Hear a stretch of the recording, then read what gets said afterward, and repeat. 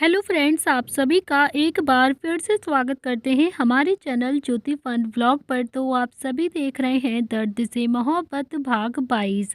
तो फ्रेंड्स, इससे पहले इस कहानी के 21 भाग अपलोड हो चुके हैं चैनल पर। अगर आप सब ने नहीं पढ़ा है तो ज़रूर पढ़ लीजिएगा। आप सब ने अब तक पढ़ा था, रुद्र और किट्टू पर सोमनाथ के भेजे हुए गुंडे गोली चलाते हैं। तभी उनमें से एक आदमी ने दोबारा से कहा कि वो दोनों अभी मरे नहीं हैं और ऐसा मौका हमें बार बार नहीं मिलेगा। हमें उन दोनों को आज ही मारना होगा। रुद्र ने अभी किट्टू को अपने सीने में छुपाया हुआ था। किट्टू डर के मारे बहुत ज़्यादा रो रही थी। अब देखते हैं आगे। गोलियां चलने की वजह से रुद्र की पूरी गाड़ी डिस्ट्रॉय हो चुकी थी। वो आदमी अभी धीरे धीरे अपनी गन के साथ कार की तरफ बढ़ रहे थे। जैसे जैसे वो कार की तरफ बढ़ रहे थे, किट्टू का रोना और भी ज्यादा बढ़ता जा रहा था। रुद्र किट्टू को अभी भी पकड़कर कार के पीछे बैठा हुआ था। वो आदमी अब बिल्कुल किट्टू और रुद्र के सामने आकर खड़े हो गए थे। तो रुद्र किट्टू को लेकर अभी धीरे धीरे खड़ा हो गया। किट्टू को काफी ज्यादा घबराहट और बेहिसाब रोना आ रहा था। तो किट्टू डर के मारे रुद्र के चिपकी हुई थी। अब रुद्र को भी थोड़ा सा किट्टू को लेकर टेंशन होने लगी थी, लेकिन अगले ही पल रुद्र अभी बहुत ज़्यादा रिलैक्स हो गया था।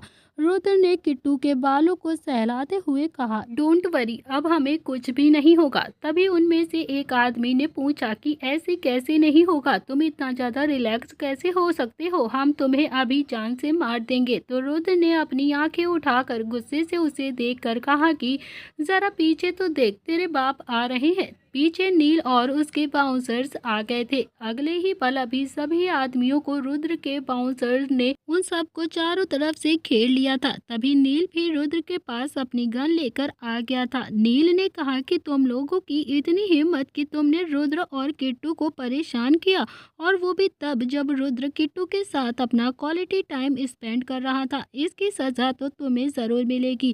किट्टू तो अभी भी डर रही थी और कांप रही थी। उसने कसकर रुद्र को पकड़ा हुआ था।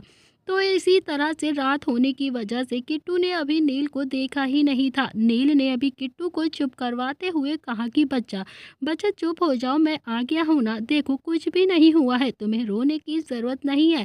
तो नील की आवाज़ सुनकर अभी किट्टू ने धीरे से सर उठाकर देखा, तो नील को देखकर वो और भी ज़्यादा रोने लगी। किट्टू के रोने में अब रुद्र को लेकर शिकायतें थी। तो किट्टू अभी बिल्कुल एक छोटे बच्चे की तरह इशारों में नील से रुद्र की शिकायत कर रही थी कि कैसे उसने इससे इतना परेशान किया। किट्टू ने रो रो कर नील से रुद्र की शिकायत करना शुरू कर दिया। रुद्र को अब किट्टू की ऐसी हरकत पर थोड़ी सी हंसी आ रही थी, लेकिन उसने अपनी हंसी जल्दी से कंट्रोल कर ली थी।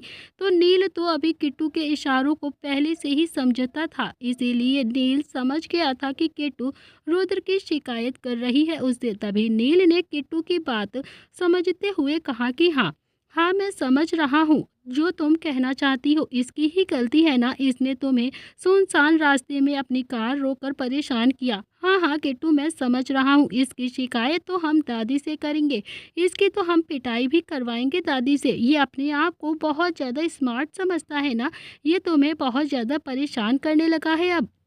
और हाँ, इस बार दादी से जब ये मारा जाएगा ना, तुम इसे बिल्कुल भी बचाना नहीं, नहीं तो ये फिर से तुम्हें परेशान करेगा, तब जाके तो इसे अकल आएगी। अब तुम चुप हो जाओ। तो किट्टू रुद्र के सीने से लगी हुई थी, लेकिन नील से रुद्र की ये शिकायत ज़रूर कर रही थी। अब तो रुद्र से अपनी हंसी कंट्रोल नहीं हुई और उसने हंसते हुए किट्टू की कमर को रब करते हुए कहा कि अच्छा अच्छा बस करो, आगे से नहीं करूँगा, अब तो रोना बंद कर दो, चुप हो जाओ प्लीज़ किट्टू। ये सब देखकर अभी जय और वीरू एक साथ रुद्र के सारे बाउंसर्स हंसने लगते हैं। तो रुद्र ने अभी सबको घूर कर देखा तो सब एकदम से चुप हो गए थे। नील ने रुद्र को देखकर कहा कि ठीक है, अब बता कि इन सब का क्या करना है। तो रुद्र ने कहा कि बस नील, इनकी वजह से ना किट्टू बहुत ज़्यादा रोई है और बहुत बुरी तरह से डर भी गई है। तो नील ने अभी थोड़ा सा एक्टिंग करते हुए कहा कि क्या ये क्या बोल रहा है तू, इन्होंने किट्टू को रुलाया है, हे भगवान, अब तो इनका जिंदा बचना ही मुश्किल होना चाहिए।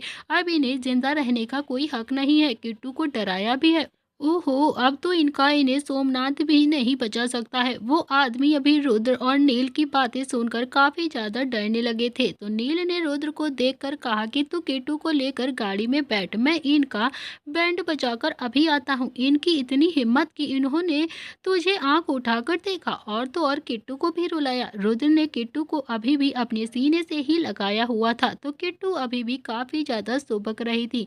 तो रुद्र किट्टू को लेकर अभी कार तक आया ही था कि रुद्र ने किट्टू को अभी गाड़ी में बैठाया और पलटकर नील को देखकर कहा कि नील, जान बहुत ज़्यादा कीमती होती है ना, तो इन्हें जान से मत मारना। और हाँ, ये लोग अपनी ड्यूटी कर रहे थे और अब तुम लोग अपनी ड्यूटी करो। किसी के हाथ पैर, किसी के पैर तो किसी के हाथ, और गोली मारकर इन सबको छोड़ देना। तो नील ने अभी एक स्माइल पास करते हुए कहा, आय हाय, तू हार्टलेस से कैसे काइंड हार्ट बनता जा रहा है, तो किट्टू के प्यार का असर हो रहा है तुझ पर शायद। तो रुद्र ने अभी नील की बातों का जवाब बिल्कुल भी नहीं दिया, बस एक मुस्कुराहट पास की और अपना आकर कार में बैठ गया। तो रुद्र किट्टू को लेकर अभी प्रताप हाउस के लिए चला गया था। नील के ऑर्डर पर उन आदमियों पर अभी गोली चलना शुरू हो गई थी। अगले ही पल सारे आदमी जमीन पर पड़े हुए थे और दर्द से काफी ज्यादा कराह रहे थे। किसी के हाथ पर गोली लगी थी तो किसी की बाजू पर, किसी के पैर पर लगी। नील ने उन आदमियों को देखकर कहा कि सोमनाथ से जाकर कह देना कि रुद्र अकेला नहीं है, उसका भाई नील उसके साथ है, इसीलिए उसे अकेला समझने की गलती ना करे। गलती से भी अगर उसने रुद्र को मारने की कोशिश भी की ना, तो सोमनाथ का जहन्नुम भी नसीब नहीं होगा। और हाँ, आगे से मैंने तुम में से किसी को भी सोमनाथ के साथ देखा या फिर तुम में से किसी ने भी रुद्र पर अटैक किया ना, तो इस बार रुद्र की वजह से मैंने जो तुम लोगों को छोड़ दिया है ना, अगली बार सीधा जान से ही जाओगे, समझ गए ना। तो नील अभी फिर से अपने बाउंसर्स को लेकर वहां से चला गया था। थोड़ी देर के बाद वहां बारिश आने लगी थी, तो नील ने अभी अपनी गाड़ी रोक दी थी। नील अपनी कार से उतर गया था और आंखें बंद करके बारिश को महसूस करने लगा। नील को अभी कुछ याद आ रहा था जो बार बार उसके दिमाग में हिट कर रहा था। जय और वीरू भी नील के पास आना चाहते थे, लेकिन नील ने उन्हें इशारों में ही अपने पास आने से मना कर दिया था।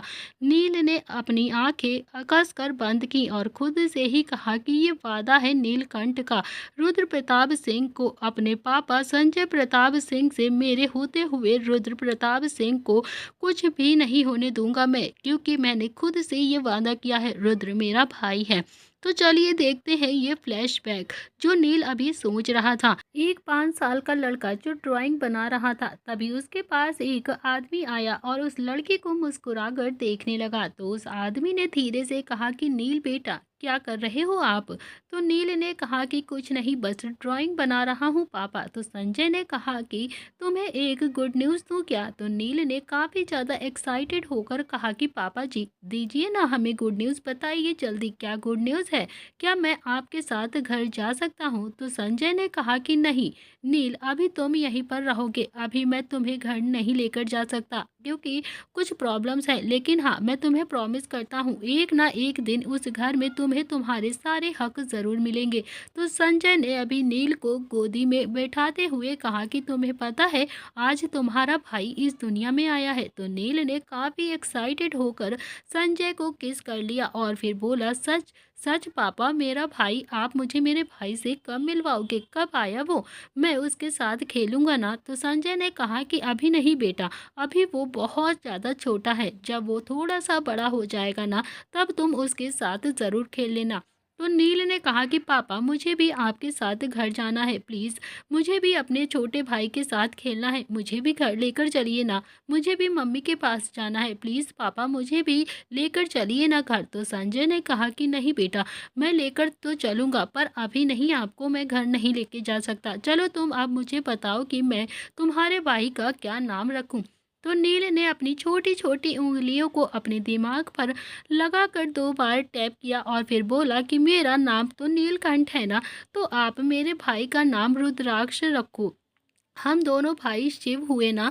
तो नील की बात सुनकर अभी संजय को काफ़ी ज़्यादा हंसी आ गई थी और उन्होंने नील की अपनी गोदी में उठाकर बहुत प्यार किया और फिर कहा कि ठीक है, तेरे भाई का नाम हम रुद्राक्ष ही रखेंगे, पर चलो पहले मुझे एक वादा करो कि तुम हमेशा अपने छोटे भाई रुद्राक्ष का ध्यान रखोगे। इतना कहकर संजय ने अपना हाथ 5 साल के नील के तरफ बढ़ा दिया। तो नील भी बेशक 5 साल का जरूर था, लेकिन समझता सब कुछ था।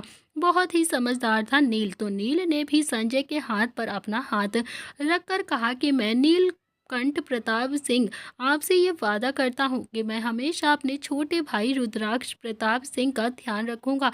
मेरे होते हुए मेरे छोटे भाई को कुछ भी नहीं होगा, ये मैं वादा करता हूँ आपसे। ये वादा है नीलकंठ का अपने पिता संजय प्रताप सिंह से। उस छोटे से बच्चे ने इतना बड़ा वादा कर दिया था। तो नील की बात सुनकर अभी संजय की आंखों में भी काफी ज्यादा खुशी के आंसू आ गए थे। संजय ने नील को अपनी गोदी में लिया और उसके गाल पर किस करते हुए उसे टाइटली हग कर लिया। संजय बहुत ज़्यादा प्यार करते थे नील से और इसी उम्मीद के साथ उन्होंने ये वादा लिया था नील से। तो फ्रेंड, इसी के साथ फ्लैशबैक एंड होता है। तो नील ने अभी आंखें खोली और उसकी आंखों में कुछ आंसू थे जो बारिश के पानी के साथ बह रहे थे। नील ने अभी बाउंसर्स को गाड़ी में बैठने का इशारा किया और फिर नील का कार का काफिला वहां से चला गया। इधर रुद्राक्ष जो भी ड्राइव कर रहा था और किट्टू गुस्से में अभी खिड़की के बाहर देख रही थी। रुद्र ने किट्टू के गाल पर अपना हाथ रखकर कहा कि खरगोश, अभी भी नाराज हो क्या हमसे? प्लीज अब तो नाराज मत हो। तो किट्टू ने अभी रुद्र की बातों पर रिएक्ट नहीं किया और वो खिड़की के बाहर ही देखती रही।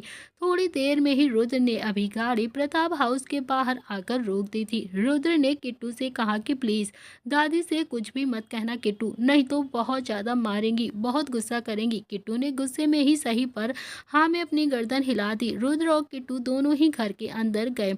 तो शुभ अभी भी सोफे पर सोया हुआ था। रुद्र ने जब शुभ को देखा तो समझ गया था कि आज ये ज्यादा काम करने की वजह से शायद थक गया होगा और यहीं पर ये सो गया है। तो किट्टू ने अभी शुभ को देखा तो वो कमरे के अंदर से एक ब्लैंकेट लेकर आई और शुभ को उससे अच्छे से कवर कर दिया। किट्टू ने फिर गुस्से से रुद्र को देखा और सीधा अपने कमरे में चली गई। तो रुद्र किट्टू को ज्यादा हुआ देख रहा था। रुद्र ने फिर अपने मन ही मन खुद से कहा कि इस नालायक देवर पर इतना ज्यादा प्यार आ रहा है, पर मुझ पर तो जरा सा भी प्यार नहीं आता तुम्हें। शुभ सोफे पर ही अभी सो रहा था। तो दादी ने आज कई बार शुभ को जगाने की कोशिश की थी, लेकिन बहुत ज्यादा थकावट की वजह से शुभ एकदम से नहीं उठ रहा था। इसीलिए सब डिनर करके अपने अपने कमरे में चले गए थे और शुभ बिना कुछ खाए पिए वहीं पर सोता रहा। तो रात के करीब 2 बजे का समय था। दिशा किचन में पानी लेने के लिए आई। दिशा ने देखा तो शुभ का ब्लैंकेट अभी नीचे पड़ा हुआ था। दिशा ने पहले सोचा कि वो शुभ को ब्लैंकेट ठीक करके कवर कर दे, लेकिन अगले ही पल उसे शुभ का वो बिहेवियर याद आ गया और वो काफी ज्यादा डर गई। थोड़ी देर बाद दिशा को लगा कि उसे शुभ का ब्लैंकेट ठीक कर देना चाहिए, क्योंकि शुभ धीरे धीरे कांप भी रहा था। तो दिशा धीरे से कदमों की आवाजें रोककर शुभ के पास गई और उसने आराम से शुभ का ब्लैंकेट ठीक कर दिया। जैसे ही वो पलटी तो शुभ ने उसका हाथ पकड़ लिया। शुभ के अचानक से उसके हाथ पकड़ने से दिशा और भी ज्यादा डर गई। तो दिशा तो पहले ही शुभ के करीब नहीं आना चाहती थी और फिर शुभ के ऐसे हाथ पकड़ने से तो उसका पूरा बदन अभी कांप गया था और वो थर थर कांपने लगी थी। शुभ ने दिशा का हाथ नहीं छोड़ा और उठकर बैठ गया। तो शुभ ने बड़े ही प्यार से दिशा को देखकर कहा कि दिशा, मैंने डिनर नहीं किया है, प्लीज तुम मेरे लिए कुछ बना दोगी क्या? मुझे बहुत तेज भूख लगी है। तो शुभ ने अभी कभी भी दिशा से इतने प्यार से बात नहीं की थी, इसीलिए दिशा को शुभ की बातों पर अभी यकीन नहीं था कि शायद शुभ उससे मजाक कर रहा हो। उसने यही सोच लिया था, लेकिन फिर भी उसने हिम्मत करके शुभ से कहा कि जी जी जी ठीक है, हाँ हाथ तो छोड़ ही दीजिए हमारा, तभी तो कुछ बना पाएंगे। तो शुभ ने अभी हाथ छोड़ दिया था तो दिशा जल्दी से किचन में चली गई। दिशा शुभ के लिए खाना बना तो रही थी, लेकिन उसके मन में अभी मिर्ची वाली बात चल रही थी। तो दिशा भी मन ही मन खुद से कह रही थी कि उस दिन मैंने शुभ जी के लिए खाने में कुछ भी नहीं मिलाया था, फिर भी उन्हें इतना ज्यादा मिर्चा लग रहा था, फिर भी शुभ जी ने मुझे मिर्ची वाला खाना खिला दिया था। दिशा ने 15 मिनट में अच्छे से कस्टर्ड बना दिया था। तो दिशा ने मीठा इसीलिए बनाया था ताकि शुभ को फिर से कोई भी गलतफहमी ना हो जाए कि उसने उनके खाने में मिर्च डाला है। तो दिशा ने अभी अच्छे से कस्टर्ड को एक बाउल में डाला और फिर धीरे धीरे शुभ के पास जाने लगी। लेकिन दिशा शुभ के पास जाते हुए बहुत ही ज़्यादा डर लग रही थी। तो दिशा भी हिम्मत करते हुए शुभ के पास गई और उसने वो बाउल टेबल पर रख दिया। तो दिशा भी जल्दी से पलट कर वहाँ से जाने लगी, लेकिन शुभ ने फिर से उसका हाथ पकड़ लिया था और अब तो डर के मारे दिशा की सांसें एकदम से रुक गई थी। उसे लगा कि शायद शुभ फिर से उसे ही ये सब खिलाएगा। तो दिशा की आंखों से पानी आ गया था। दिशा ने पलटकर शुभ की तरफ एक नज़र देखा, फिर अपनी आंखें झुकाकर हिम्मत करते हुए पूछा, क्योंकि कुछ चाहिए क्या आपको? तो शुभ ने कहा कि दिशा, तुम मुझसे इतना ज़्यादा डरती क्यों हो? प्लीज़ मेरी उस गलती की माफ़ी मुझे दे दो। मैंने बहुत गलत किया है ना तुम्हारे साथ। तो दिशा की हालत शुभ के हाथ पकड़ने से ही खराब हो गई थी। तो दिशा ने अभी हिम्मत करते हुए फिर से कहा कि मैंने मैंने इसमें कुछ भी नहीं मिलाया है। आप उस दिन मैंने ना सब्जी में मिर्ची ऐड नहीं की थी, मगर आप टेस्ट करके देख लीजिए। अगर ये मीठा है तो आप खा लीजिए प्लीज़, मगर आप हमें जाने दीजिए। तो शुभ ने दिशा का हाथ पकड़कर उसे अपनी तरफ खींचा। तो दिशा भी शुभ की गोद में जाकर गिर गई थी। तो दिशा को तो अब बहुत ही ज़्यादा घबराहट होने लगी थी। उसने जल्दी से उठने की कोशिश की, लेकिन शुभ ने उसे अपनी गोद से उठने ही नहीं दिया। तो दिशा ने अभी डर के मारे अपनी चेन पकड़ ली थी और फिर दिशा की आंखों में अभी भी पानी के झरने तहरे की तरह बह रहे थे। तो फिर उसने रोते हुए कहा कि प्लीज़ प्लीज़ छोड़ दीजिए हमें हमें जाने दीजिए। तो दिशा ने अभी फिर से शुभ की गोद से उठने की कोशिश की, लेकिन शुभ ने फिर से उसे कमर से पकड़ लिया और अपनी गोद में बैठा लिया। तो शुभ ने कहा कि डरो मत, मैं ये कस्टर्ड खा लूँगा और उसके बाद तुम यहाँ से चली जाना। मैं तुम्हारे साथ कोई भी गलत बिहेव नहीं करूँगा। तो दिशा डर रही थी और लगातार रो रही थी। दिशा ने अभी हिम्मत करते हुए फिर से कहा कि प्लीज़ जाने दीजिए, प्लीज़ छोड़ दीजिए हमें। तो शुभ ने कहा कि और अगर ना छोड़ूं तो क्या करोगी? तो दिशा ने थोड़ी सी हिम्मत करते हुए कहा कि मैं ना तुम्हें नील और भैया से शिकायत कर दूंगी आपकी। तो शुभ के चेहरे पर एक मुस्कुराहट आ गई थी। तो शुभ ने कहा कि नील भैया कहीं का प्रधानमंत्री है क्या जो तुम नील को बता दोगी? बोलो, छोटे बच्चों की तरह शिकायत करती हो तुम। शुभ ने दिशा के आंसुओं को पोंछते हुए कहा कि देखो देखो प्लीज चुप हो जाओ दिशा, ऐसे रो मत। तुम ना चुप हो जाओगी तो मैं तुम्हें छोड़ दूंगा और कुछ भी नहीं बोलूंगा। ये सुनते ही दिशा एकदम से चुप हो गई और उसने जल्दी जल्दी से अपने आंसू पोंछ लिए। शुभ ने दिशा को अपनी गोद से उठाकर उसे अपने बराबर में बैठा लिया, लेकिन शुभ ने अभी दिशा का हाथ अभी भी पकड़ा हुआ था, छोड़ा नहीं था। तो दिशा अभी अपना हाथ शुभ के हाथों से छुड़ाने की कोशिश कर रही थी, लेकिन शुभ ने दिशा का हाथ नहीं छोड़ा था। शुभ अपने दूसरे हाथ से कस्टर्ड खा रहा था और फिर शुभ ने जो कस्टर्ड खाते हुए कहा कि तुमने तो कस्टर्ड बहुत ही अच्छा बनाया है, बहुत ज़्यादा टेस्टी है ये, कितना अच्छा बनाती हो तुम खाना। इतना कहकर शुभ ने एक चम्मच में कस्टर्ड लेकर दिशा की तरफ बढ़ा दिया, लेकिन दिशा ने ना में अपनी गर्दन हिला दी। तो शुभ ने कहा कि ठीक है, मत खाओ, बैठी रहो ऐसे ही, मैं ही खा लूँगा ये सारा। तो दिशा ने जल्दी से वो कस्टर्ड खा लिया। तो शुभ ने ऐसे ही पूरा कस्टर्ड ऐसे ही खाया था और एक बार खुद खाता और एक बार वो दिशा को खिलाता। कस्टर्ड खत्म हो गया था। तो दिशा ने अभी थोड़ा सा हिम्मत करते हुए फिर से कहा कि प्लीज़ प्लीज़ अब मैं जाऊँ? तो शुभ ने कहा कि हाँ चली जाना, लेकिन एक प्रॉमिस करो कि कल होली पर तुम सबसे पहले मुझे रंग लगाओगी, तभी तुम यहाँ से जा सकती हो। तो दिशा को अभी कुछ भी समझ में नहीं आ रहा था कि शुभ ये सब क्यों कह रहा है और क्या कहना चाहता है। उसे शुभ के इरादे समझ में नहीं आ रहे थे। तो दिशा को बस अभी यही लगता था कि शुभ तो उसे परेशान करना चाहता है। दिशा ने ना चाहते हुए भी कहा कि ठीक है, मैं कल आपको ही सबसे पहले रंग लगा दूंगी, तो प्लीज़ अब मेरा हाथ छोड़ दीजिए। तो शुभ का मन तो नहीं था वो दिशा का हाथ छोड़ दे, लेकिन फिर भी उसने दिशा का हाथ छोड़ दिया।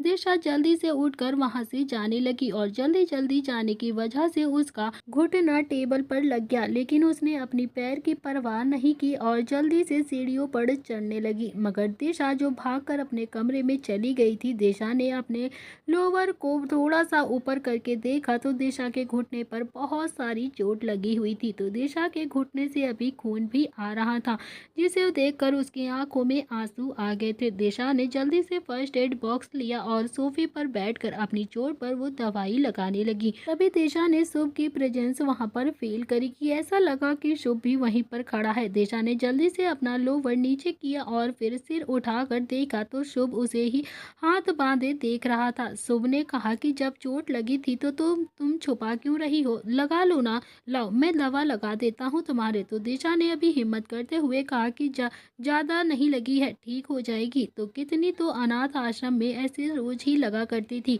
तो शुभ ने कहा कि मैंने देखी है, चोट बहुत ज्यादा लगी है समझी, और ब्लड भी आ रहा है। लाओ मैं तुम्हारी बैंडेज कर देता हूँ, जल्दी से मुझे फर्स्ट एड बॉक्स दे दो। तो दिशा ने ना में अपनी गर्दन हिला दी।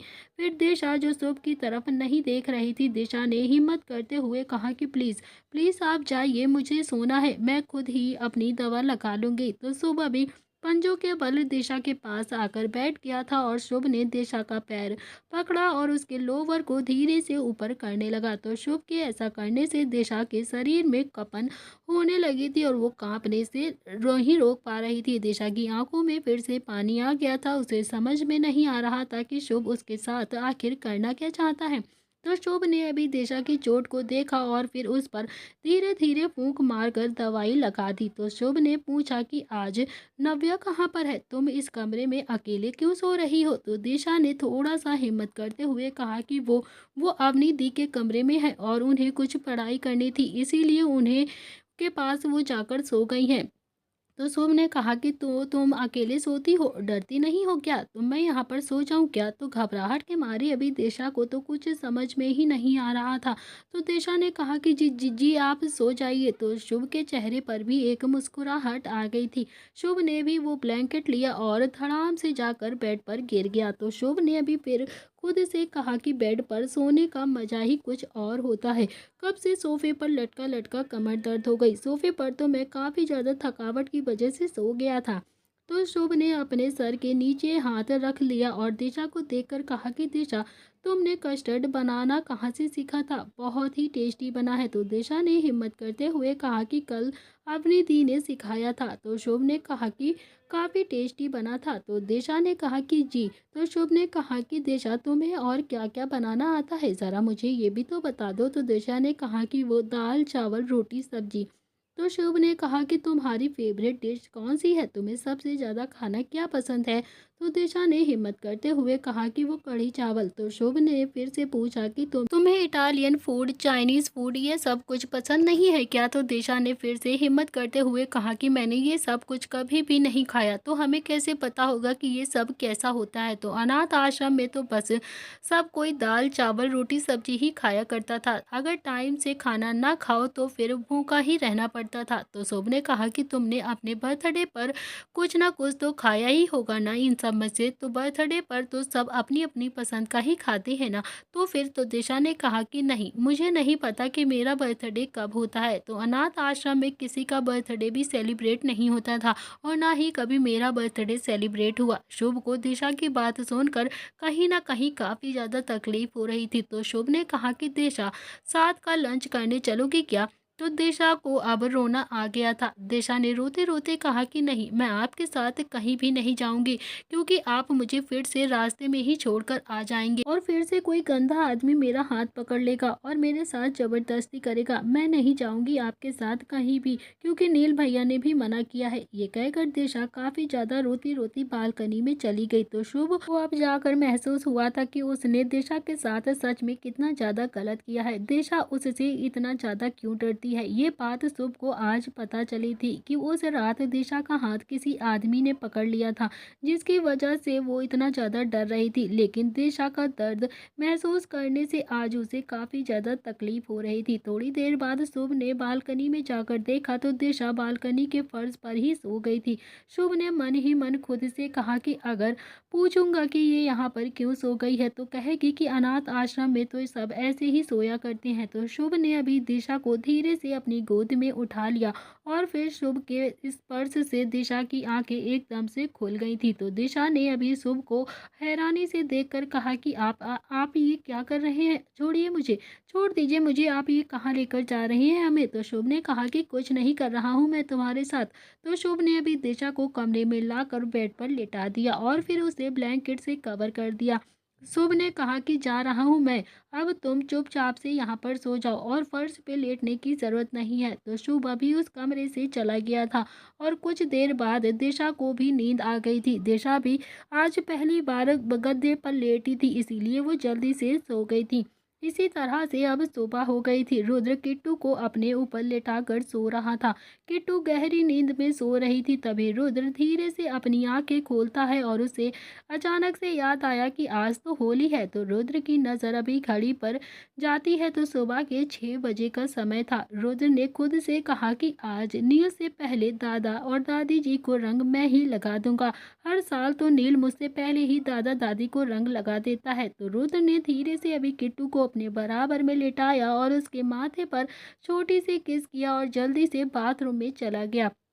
फ्रेश होकर रुद्र ने अभी वाइट कलर का कुर्ता पैजामा पहना हुआ था जिसमें वो काफ़ी ज़्यादा डैशिंग लग रहा था। रुद्र अभी ट्रेडिशनल कपड़े कम ही पहना करता था, लेकिन जब भी पहनता था तो उसकी लुक एकदम से अलग ही नज़र आती थी जिसे हर कोई देखता रहता था। तो रुद्र जल्दी से कलर लेकर नीचे गया। रुद्र के दिमाग में बस एक ही बात चल रही थी कि आज जो भी हो वो नील से पहले ही दादा दादी को रंग लगा देगा। तो रुद्र अभी काफ़ी ज़्यादा एक्साइटेड होकर दादा दादी के कमरे में गया तो उसने देखा कि वहां नील पहले से ही बैठा हुआ था और दादा दादी के रंग लगा चुका था। रुद्र ने नील को देखा जैसे कह रहा हो कि फिर से मैं हार गया। नील ने मुस्कुराहट के साथ अपने कंधे उचका दिए जैसे कह रहा हो कि इट्स ओके, मैं बड़ा भी तो हूँ। तो रुद्र ने नील को देखकर मन ही मन कहा कि मैं इस कहानी का हीरो हूँ। तो नील ने भी मुस्कुराते हुए अपने मन ही मन कहा कि फैन फॉलोइंग मेरी ही ज़्यादा है, समझा। तो रुद्र ने मन ही मन खुद से कहा शिट, इस बार भी नील ने दादा दादी को पहले रंग लगा दिया। मैं जितनी भी जल्दी उठ जाऊं,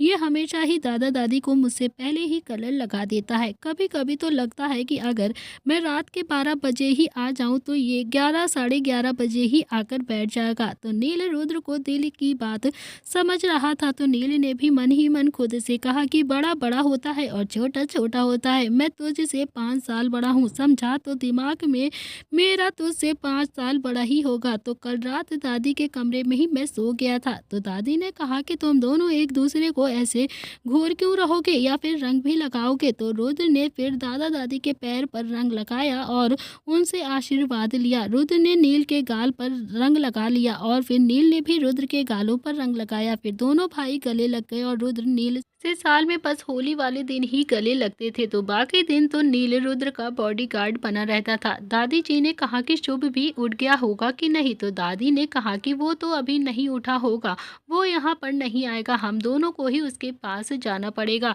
नवाब का बेटा है ना। तभी तभी दरवाजे पर शुभ की आवाज आई, दादी नवाब का बेटा उठ गया है। वैसे दादी आप लोगों ने मुझे बताया क्यों नहीं कि आप लोग पापा को संजय नहीं नवाब कहते थे। तो दादी जी ने अभी शुभ के कान को पकड़ते हुए कहा कि अभी बताती हूँ तुझे कि मैं संजय को क्या कहती थी और वो क्या कहते थे, तो फिर क्या नहीं कहते थे, समझे। तो शुभ ने कहा कि प्लीज दादी जी छोड़ दीजिए ना, आज तो रंगों का त्योहार है, मुझे भी लगाने दीजिए रंग। तो दादाजी ने अभी शुभ का कान छोड़ दिया था। तो शुभ ने कलर लिया और फिर दादा दादी के पैरों पर लगाकर उनका आशीर्वाद लिया। शुभ ने फिर नील को भी कलर लगाकर उनके गले लग गया था। रुद्र को भी लगा था कि शायद शुभ उसे भी कलर लगाएगा, लेकिन शुभ ने रुद्र को कलर नहीं लगाया।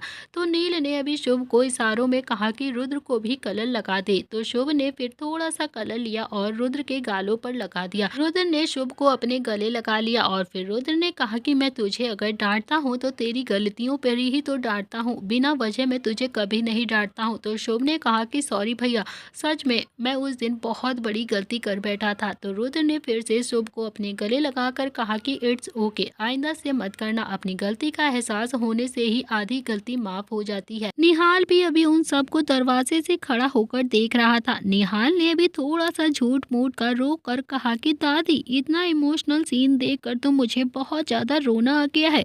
तो निहाल ने अभी सुबकते हुए कहा कि ऐसा लग रहा है जैसे कितने सालों के बिछड़े हुए भाई मिल रहे हैं आज। हाय राम, क्या करूं, मेरी तो आंखें ही भर आईं। तो दादी ने कहा कि ज़्यादा एक्टिंग मत कर, तू इतनी लेट क्यों आ गया, बोल इतनी लेट क्यों उठा। तो निहाल ने दादी को रंग लगाते हुए कहा कि दादी आप तो जानती हो ना कि ये तीनों हमेशा ही मुझसे पहले ही रंग लगाते हैं आपको, मैं इनके कंपटीशन में नहीं हूँ, मैं तो आराम से बाद में आपको रंग लगा लूँगा। तो निहाल ने भी फिर दादी जी को भी रंग लगाया और आशीर्वाद ले लिया। दादी ने कहा कि चलो अब सबको बुला लो और फिर नाश्ता कर लो, फिर गार्डन में जी भर कर होली खेल लेना। तो आज कुछ मेहमान भी आ रहे हैं, उनके सामने ज़्यादा शरारत मत करना, तुम सब समझे।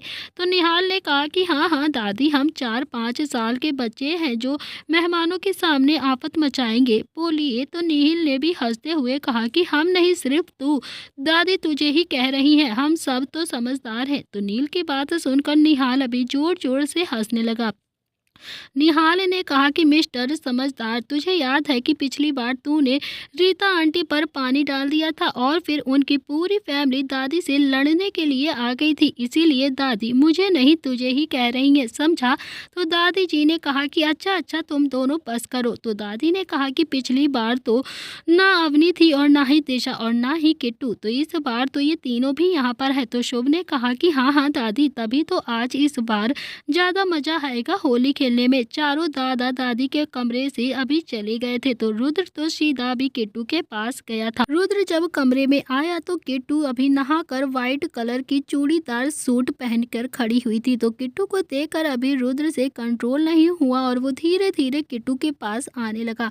तो रुद्र के हाथों में अभी कलर देखकर किट्टू पीछे हटने लगी थी। रुद्र ने अभी शरारती भरे अंदाज में कहा कि आज तो तुम मुझे नहीं मना कर सकती हो ना, क्योंकि आज तो ये हक है हमारा, आज तो मैं अपने वाइट खरगोश को पूरा रेड कर दूंगा। तो किट्टू ने नाम में अपनी गर्दन हिला दी और वो पीछे की तरफ जा रही थी। तो किट्टू अभी पीछे हटती हुई दीवार से जाकर लग जाती है और फिर रुद्र जो हाथों में कलर लिए बिल्कुल किट्टू के सामने आकर खड़ा हो गया था। रुद्र ने कोल्ड वॉइस में किट्टू के कानों में कहा कि किट्टू प्लीज मुझे कलर लगा दो ना, प्लीज किट्टू। तो रुद्र के इतना करीब होने से किट्टू तो अपना सलाइवा गटक रही थी और फिर किट्टू को भी शर्म भी आ रही थी, उसने अपनी नजरें नीचे की हुई थी। रुद्र ने किट्टू के कानों को चूमते हुए कहा कि प्लीज किट्टू लगा दो ना कलर मुझे। तो किट्टू ने अभी थोड़ा सा हिम्मत करते हुए रुद्र का हाथ पकड़कर, जिसमें अभी रेड कलर लगा हुआ था, किट्टू ने रुद्र के हाथों की मुट्ठी खोलकर अपने गाल पर लगा लिया और फिर अपना गाल रुद्र के गालों पर टच करके उसे रब कर दिया। तो किट्टू ने अभी फिर रुद्र का दूसरा हाथ की मुट्ठी खोली जिसमें अभी ऑरेंज कलर रखा हुआ था। तो किट्टू ने अपने दूसरे गाल पर रुद्र का वो हाथ रखा और फिर अपना दूसरा गाल भी रुद्र के दूसरे गाल पर रखकर उसे भी रब कर दिया। तो किट्टू ने फिर रुद्र के कुर्ते के 2 बटन खोल दिए और अपना एक गाल रुद्र के सीने पर रखकर उसे रब कर दिया। रुद्र के चेहरे पर अभी काफ़ी अच्छी स्माइल आ गई थी। रुद्र ने अपनी आंखें बंद करके कहा कि खरगोश ऐसे कलर लगाओगी तो मैं कंट्रोल नहीं कर पाऊंगा खुद को। तो किट्टू ने फिर अपना दूसरा गाल रुद्र की गर्दन पर रगड़ दिया। अब तो रुद्र बिल्कुल भी कंट्रोल से बाहर हो चुका था। तो रुद्र ने किट्टू को कंधे पर उठाया और बेड पर लेकर आ गया। रुद्र किट्टू के ऊपर आ गया और फिर किट्टू को देखकर बोला कि कहा था ना कि ऐसे कलर लगाओगी तो कंट्रोल नहीं होगा मुझसे, अब तो मैं क्या ही करूं। इतना कहकर रुद्र ने अपने होंठ किट्टू के होंठों पर रख दिया और किट्टू को किस करने लगा। किट्टू के हाथ भी अभी रुद्र के बालों में चल रहे थे। तो किट्टू रुद्र की किस का रिस्पॉन्स तो नहीं कर रही थी, लेकिन हाँ रुद्र की किस इंजॉय ज़रूर कर रही थी। रुद्र के हाथ किट्टू के बदन पर चल रहे थे और रुद्र अब किट्टू के गाल पे किस कर रहा था। तो किट्टू भी अब बहुत ज़्यादा बहकने लगी थी। तो रुद्र अभी किट्टू के क्लीवेज पर किस करने लगा था और फिर किट्टू रुद्र को भी खुद से काफ़ी ज़्यादा दूर करना चाहती थी, लेकिन रुद्र ने किट्टू का हाथ पकड़कर बेड में ही दबा दिया था। रुद्र ने फिर एक हाथ में अपने रंग लिया। रुद्र ने धीरे धीरे से किट्टू के सूट को ऊपर किया और फिर किट्टू के पेट से कमर तक सारा रंग लगा दिया। तो रुद्र के हाथ अभी पेट से ऊपर आने लगे थे। तो किट्टू ने अभी रुद्र का हाथ पकड़ लिया था। किट्टू ने नज़र झुकाकर ना में अपनी गर्दन हिला दी, मगर रुद्र ने किट्टू को करवट लेकर अपने ऊपर पलट लिया और रुद्र ने धीरे धीरे किट्टू के बालों को सहलाते हुए कहा कि किट्टू सच में कंट्रोल नहीं होता है अब हमसे। तो किट्टू के चेहरे पर भी एक मीठी सी मुस्कान आ गई थी और उसने रुद्र को कसकर पकड़ा हुआ था। रुद्र ने अभी किट्टू से प्यार से पूछा कि किट्टू तुमने मुझे माफ़ कर दिया ना। तो किट्टू ने अभी फिर से अपनी गर्दन ना में हिला दी और जवाब दिया कि नहीं। तो रुद्र ने अभी मीठी मुस्कान के साथ कहा कि झूठी। तो रुद्र ने अभी किट्टू को बेड से उठाते हुए कहा कि चलो नीचे चलते हैं और सबके साथ होली खेलते हैं, चलोगी ना। तो रुद्र अभी किट्टू को नीचे लेकर आ गया था। किट्टू ने दादा दादी के पैर छुए और उनका आशीर्वाद लिया। तो दादी ने रुद्र और किट्टू को देखकर धीरे से कहा कि लगता है कि तुम दोनों ने तो अपनी होली सेलिब्रेट कर ली है, अब तो नीचे फॉर्मेलिटी करने के लिए आ गए हो, है ना। तो ये सुनकर अभी किट्टू काफ़ी ज़्यादा शर्मा गई थी और रुद्र के चेहरे पर भी मुस्कान आ गई थी। दादी ने रुद्र के कान पकड़कर धीरे से कहा कि ज़्यादा शरीफ बनने की ज़रूरत नहीं है तुझे, जाओ जाओ जाकर अब तुम दोनों ही बाहर होली खेलो, ठीक है। तो दूसरी तरफ अभी नील भी हाथों में गुलाल लिए खड़ा हुआ था और अवनी जो बाथरूम से बाहर ही नहीं आ रही थी। तो नील ने कहा कि अवनी तुम पूरे दिन भी बाथरूम में रहोगी ना, तभी मैं गुलाल तो तुम्हें ही लगा कर रहूँगा, समझी तुम। इसीलिए चुपचाप सराफत से बाहर आ जाओ, कभी ना कभी तो तुम बाहर निकलोगी ना बाथरूम से, तब मैं तुम्हें ये रंग लगाऊंगा और तब तक मैं यहीं पर खड़ा रहूंगा। अवनी ने कहा कि नील आप जानते हैं ना कि मुझे होली पसंद नहीं है, प्लीज जाइए यहाँ से, मुझे नहीं लगवाना कलर आपसे। नील ने कहा कि झूठ मत बोला करो, समझी तुम। 2.5 साल पहले जब तुम कनाडा नहीं गई थी ना, तब तुमने मुझे भी तो कलर लगाया था कि नहीं, याद करो वो दिन जब तुम मुझे खूब सारा कलर लगा रही थी। तो अवनी ने थोड़ा हैरानी से पूछा आपको कैसे पता चला कि वो मैं थी जो आपको रंग लगा रही थी। पर मैंने तो आपके पैर पर कलर लगाया था ना, मगर आप तो मेरे फेस पर कलर लगाने के लिए खड़े हैं, मुझे नहीं निकलना बाथरूम से बाहर। तो अभी देखते हैं फ्लैशबैक 2.5 साल पहले अवनी और नील का फ्लैशबैक। अवनी के 12th के एग्ज़ाम चल रहे थे। तो अवनी अपने रूम में अभी स्टडी कर रही थी, तभी वहाँ पर दादी आती हैं और दादी ने कहा कि अवनी तुम्हारे एग्ज़ाम ख़त्म नहीं हुए क्या, जो तुम यहाँ पर होली वाले दिन पढ़ाई कर रही हो। तो अवनी ने कहा कि नहीं दादी, 2 एग्ज़ाम बचे हैं, कल होली की छुट्टी है और फिर हाँ परसों फिर एग्ज़ाम भी तो है। तो दादी ने कहा कि जितनी पढ़ाई करनी है आज ही कर लो, क्योंकि कल होली खेल लेना तुम सबके साथ। तो अवनी ने थोड़ा सा अंगड़ाई लेते हुए कहा कि दिया दादी मुझे होली बिल्कुल भी पसंद नहीं है। तो दादी ने कहा कि हाँ हाँ मत खेलना होली, लेकिन तुम जिसे सबसे ज़्यादा प्यार करती हो ना, उसे तो रंग लगा ही देना कम से कम। तो अवनी ने कहा कि दादी आप किसको सबसे पहले कलर लगाओगी। तो दादी ने थोड़ा सा शर्माते हुए कहा कि मैं किसको लगाऊंगी, मैं तो तुम्हारे दादाजी को सबसे पहले रंग लगाऊंगी, और किसे। तो अवनी ने कहा कि दादी आप दादाजी से बहुत ज़्यादा प्यार करती हो ना। तो दादी ने कहा कि अवनी प्यार तो मैं सबसे करती हूँ, लेकिन तेरे दादाजी की मेरी दिल में खास जगह है जिसे मैं कभी भी नहीं हटा सकती। तुम सब मेरी ज़िंदगी में हो, इसीलिए क्योंकि तुम्हारे दादाजी मेरी ज़िंदगी में है। मैं तेरे दादाजी को अपना भगवान मानती हूँ, उन्हें सबसे ज़्यादा प्यार करती हूँ। तेरे दादाजी ने शादी से लेकर आज तक मेरी हर ख्वाहिश को पूरा किया है, मुझे बहुत खुश रखा है उन्होंने। मेरे बिना वो बोले ही सब कुछ समझ जाते हैं और गुस्सा तो वो बस तुम लोगों पर ही होते हैं, मुझ पर तो आज तक उन्होंने गुस्सा भी नहीं किया है। मैंने तेरे दादाजी का हमेशा सॉफ्ट साइड ही देखा है, उनसे कभी भी नाराज मैं खुद भी नहीं हूँ। तो अवनी अभी छोटी थी, अवनी के दिल में ये बात घर कर गई थी। तो अपने प्यार को ही भगवान मानते हैं, अब अवनी भी नील को अपना भगवान मानने लगी थी। अगली सुबह अवनी जब 5 बजे उठ गई थी तो अवनी नील को रंग लगाना चाहती थी, लेकिन वो जानती थी कि अगर उसने नील को रंग लगाया तो नील भी उस पर बहुत ज़्यादा गुस्सा करेगा, क्योंकि नील उससे बहुत ज़्यादा दूर दूर रहा करता था। इसीलिए अवनी नील को सोते हुए ही रंग लगाना चाहती थी। तो अवनी अभी चुपचाप से दबे हुए पाँव नील के कमरे में गई थी और नील जो पेट के बल सोया हुआ था। अवनी ने नील को देखा तो बस देखती ही रह गई, मगर उसके दिमाग में एक शैतानी सूझी। थोड़ी देर के बाद नील ने करवट ली और वो सीधा लेट गया। तो अवनी ने जल्दी से रंग लिया और उसके गालों पर लगाना स्टार्ट कर दिया। तो लेकिन फिर भी अवनी जो मन ही मन खुद से बोल रही थी, ऐसे रंग लगाऊंगी तो इन्हें पता चल जाएगा, अवनी बिना आवाज़ किए हुए धीरे धीरे नील के पैरों के पास गई और फिर नील के पैरों पर रंग लगा दिया। तो अवनी अभी मुड़कर वापस जाने लगी कि तभी उसे याद आया कि दादी और दादाजी को रंग लगाने के बाद पैर भी तो छूती है ना। तो अवनी फिर वापस आई और उसने धीरे से नील के पैरों को भी छू लिया और फिर नील के अंगूठे पर धीरे से किस कर लिया। तो अवनी नील के कमरे से अभी चली गई थी रंग लगाकर। अवनी के जाने के बाद नील ने धीरे से अपनी आंखें खोली और खुद से मन ही मन कहा कि ये लड़की किसी दिन मुझे जरूर पागल कर देगी। इस लड़की में बिल्कुल भी अकल नहीं है। पता नहीं इसके दिमाग में ये सब कौन बातें डालता रहता है कि ऐसे रंग लगाया जाता है।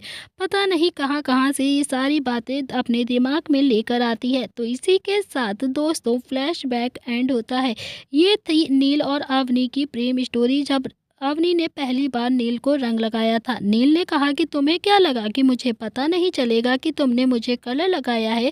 तो अवनी ने अभी वॉशरूम का गेट खोल दिया था। तो अवनी की आंखें जो थोड़ी सी नम हो गई थी, तो अवनी ने अभी नील को अपने गले लगा लिया और उसकी आंखों से आंसू बहने लगे। तो अवनी ने अभी आंसुओं को कंट्रोल करते हुए कहा कि नील, मैं आपसे सच में बहुत ज़्यादा प्यार करती हूँ, मगर प्लीज़ मुझे कभी भी आप छोड़ना मत, नहीं तो अवनी सच में मर जाएगी, क्योंकि मैं अपना भगवान आपको ही मानती हूँ। तो नील ने अभी अवनी को बहुत ज़्यादा टाइट हग करते हुए कहा कि मैं जानता हूँ कि तुम मुझे बहुत प्यार करती हो, मैं भी तुम्हें बहुत प्यार करता हूँ, लेकिन शायद उतना नहीं जितना कि तुम मुझे करती हो। तो नील ने कहा कि अच्छा ठीक है, अच्छा तुमने उस दिन मेरे पैरों पर क्यों रंग लगाया था, ज़रा मुझे आज ही ये बात तो बता दो। तो अवनी ने अपने आंसुओं को पोंछते हुए कहा कि क्योंकि मैं सच में आपको अपना भगवान मानती हूँ। और नील ने अभी अवनी के गालों पर किस करके कहा कि बस बस बस, अब ज़्यादा दादी बनने की ज़रूरत नहीं है, मैं सब जानता हूँ, दादी ही ये सारी बातें तुम्हारे दिमाग में डालती है ना। नील ने अपना गाल अवनी के गाल पर रब कर दिया, जिससे नील के गालों का रंग जो था वो अवनी के गाल पर भी लग गया था। नील ने अवनी को गले लगा लिया और उसके बालों को सहलाते हुए कहा कि अगर तुम्हें होली पसंद नहीं है तो मत खेलो, लेकिन बालकनी में खड़े होकर हमें देख लेना, बस हमारे लिए तो उतना ही काफ़ी है। तो अवनी ने अपना चेहरा थोड़ा सा ऊपर किया और नील को देखते हुए बोला कि मुझे खेलनी है होली, मगर आपके साथ। तो अवनी ने फिर थोड़ा सा शर्माते हुए नील के कुर्ते के बटन को खोलते हुए कहा कि बिल्कुल ऐसे खेलनी है जैसे टीवी सीरियल्स में खेलते हैं होली, रोमांटिक सी। तो अवनी की बात सुनकर अभी अगले ही पल नील अवनी को किस करने लगा और अवनी पहले से ही काफ़ी ज़्यादा हैरान तो थी, फिर भी वो नील की किस में खोने लगी थी। नील ने बिना किस ब्रेक किए ही अवनी की शर्ट के अंदर हाथ डालकर अवनी के बदन को सहलाने लगा। तो नील के हाथ लगातार अभी अवनी की कमर से होते हुए पेट तक घूम रहे थे। तो नील अब काफ़ी ज़्यादा एक्साइटेड हो गया था। उसने अवनी को दीवार से लगा दिया और फिर उसकी शर्ट के बटन खोलने लगा।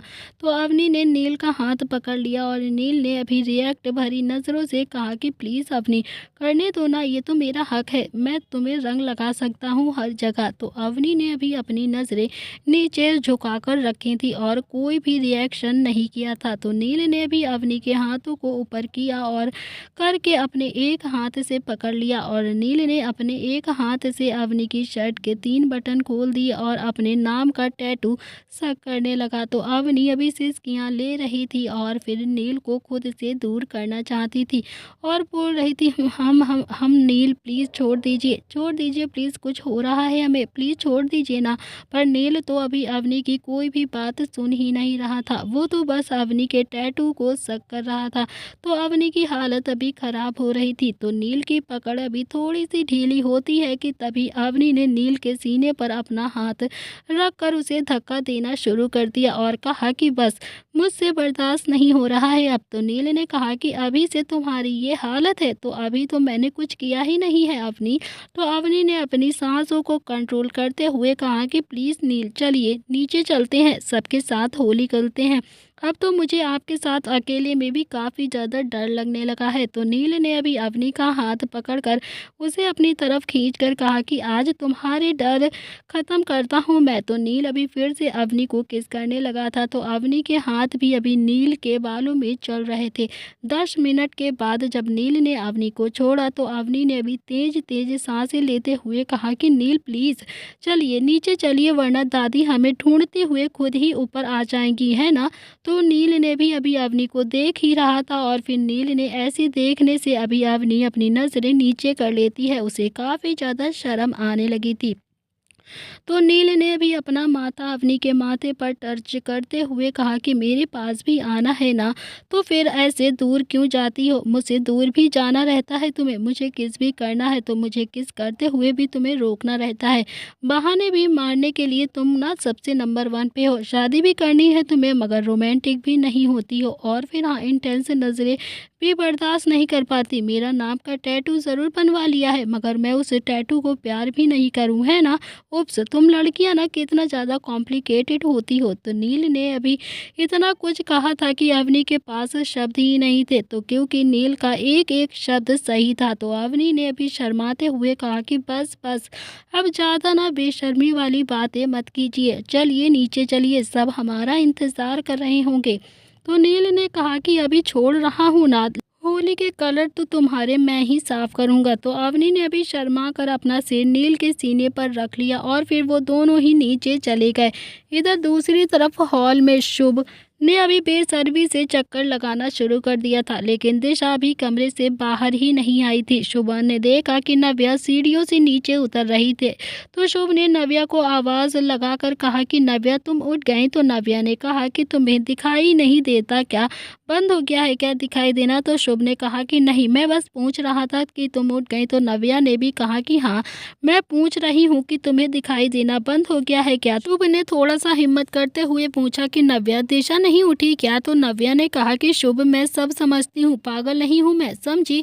जब तुम्हारी गर्लफ्रेंड है तो तुम दिशा के पीछे क्यों पड़े रहते हो, वो तो वैसे ही तुमसे इतना ज़्यादा डरती है और ऊपर से तुम्हारी ऐसी हरकतें हैं जो उसे और भी ज़्यादा डराती रहती हैं। उसके अंदर अभी भी इतनी समझ नहीं है कि वो तुम्हारी फीलिंग्स समझ सके। चलो माना कि तुम्हारी फीलिंग्स समझ भी जाएगी, तब भी ईशा ने सबके सामने अभी तुम्हें उस दिन गले लगाया था, क्या कहोगे तुम उसे, क्या बताओगे कि वो तुम्हारी कौन है। तो दिशा जानती थी कि ईशा तुम्हारी गर्लफ्रेंड है, वो जान गई थी। तो नव्या ने भी हाथ बांध कर फिर से कहा कि देखो शुभ, मैं सब कुछ समझती हूँ, दिशा जैसी लड़की नहीं मिलेगी तुम्हें, लेकिन हाँ पहले तुम अपने आप को समझाओ कि तुम दिशा को पसंद करते हो या फिर ईशा को पसंद करते हो, क्योंकि तुम्हारी लाइफ में अभी 2 लड़कियां हैं जिसका डिसीजन तुम्हें लगना है, उसके बाद ही तुम दिशा को कुछ भी समझाना। नव्या की ये सारी बातें शुभ समझ गया था। शुभ के चेहरे पर उदासी आ गई थी क्योंकि नव्या ने जो कुछ भी कहा था वो बिल्कुल सच था। शुभ ने जब दिशा को व्हाइट कलर के सूट में देखा तो शुभ अभी ईशा को एकदम से भूल गया था। उसके सामने तो अभी दिशा का ही चेहरा चल रहा था। क्या फैसला करेगा शुभ, क्या वो ईशा को भूलकर दिशा को अपनाएगा या फिर दिशा के लिए जो फीलिंग उसके दिल में है उसे ख़त्म करके वो ईशा के पास ही लौट कर जाएगा। तो दोस्तों इसी के साथ इस कहानी का यह अध्याय समाप्त हो रहा है। अगर आपको ये कहानी पसंद आई हो तो प्लीज़ चैनल को लाइक शेयर सब्सक्राइब ज़रूर करना। Thank you friends.